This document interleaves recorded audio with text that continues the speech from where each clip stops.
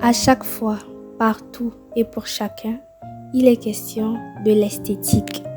Nous vivons dans un monde physique où tout a une relation avec ce qu'on peut voir, entendre, toucher, sentir et goûter. Les bébés sont connus pour être des êtres innocents et aussi et surtout beaux, mignons, adorables, magnifiques, peu importe le mot en relation avec la beauté que vous choisissez. Chacun d'entre nous est sorti avec plein de sang sur lui. Et donc, on a dû être nettoyé pour être présentable. On a pris soin de nous étant bébés afin d'être ces êtres adorables. J'ai même envie de dire les plus adorables, les bébés vraiment. Je veux traiter sur l'esthétique parce que j'ai pensé aujourd'hui à quel point l'esthétique compte, à quel point il ne faut pas le négliger et à quel point presque tout tourne autour de l'esthétique. Ou autrement dit, tout tourne autour de la beauté. C'est malheureux de se négliger, de négliger son apparence, de négliger l'apparence de sa maison, de ce que tu portes, de ce que tu fais, parce que cela est important depuis le tout début. D'où le verset introduit prime abord. Ton apparence n'est pas un hasard et ne doit ressembler au fruit d'un hasard, car arrête-toi une seconde et regarde-toi. Pourquoi tes yeux ne sont pas au niveau de tes lèvres? Parce que cela n'a aucun sens. Justement, ton visage, ton apparence et ton harmonie, c'est pas le fruit du hasard. C'est grâce à Dieu. L'église se doit d'être belle, propre. Elle doit être bien entretenue. Et ce n'est pas pour rien, c'est la maison du Seigneur. Alors à l'église, il y aura des décorations, des peintures, tout. Alors l'église, qui est la maison du Seigneur, se doit d'être agréable à l'œil, agréable à chacun de s'y retrouver, de louer le Seigneur, de prier. Que tes œuvres sont belles, que tes œuvres sont grandes, Seigneur, Seigneur, tu nous combles de joie.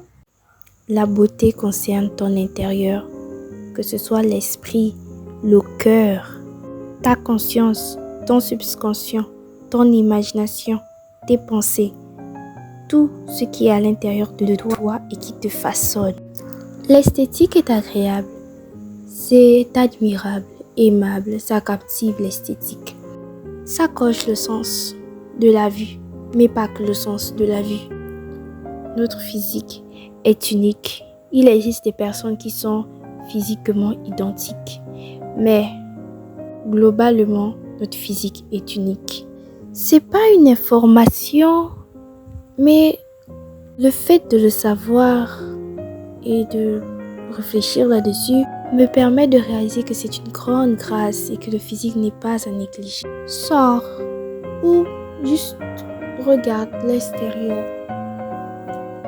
Regarde autour de toi et vois que la beauté est là, sans appel, ce qui est normal car sa place est prédéfinie. Le ciel est véritablement une œuvre de Dieu agréable et qui met en lumière l'importance de la beauté. Tout ce qui t'appartient, tout ce qui est à toi est par la grâce de Dieu. Tout est pour lui, tout est en lui, tout vient de lui. Et par lui, tout a été fait. Prendre soin de soi n'est pas une question de tendance, n'est pas régi par l'influence, mais par la conscience de qui tu es. Que c'est beau. Culturellement, même, il y a des différences. Et aussi, il y a une corrélation. Les filles noires, africaines ont les cheveux afro. Les blanches ont de longs cheveux. Donc, les européennes, les chinois et les coréens ont les yeux tirés et c'est pas pour rien. Pour n'en citer que cela. Voir de la beauté, voir des personnes agréables, voir des choses agréables est un désir pour chacun d'entre nous. Cela fait partie de nous, c'est intrinsèque. À cause de la beauté de la Tour Eiffel, voyons comment Paris attire tellement. Ça, c'est un exemple de la possession de la beauté qui met en lumière sa puissance. Avoir un beau sourire, ce n'est pas parce que mes dents sont naturellement belles. La disposition de mes dents est certainement impeccable, mais c'est parce que je les brosse 2 fois ou 3 fois par jour qu'elles sont si blanches et si agréables à voir. Fournir des efforts, faire ce qu'il faut pour être agréable. Il est question, il a été question, il est question, il sera toujours question d'efforts fournis, de ce que tu fais.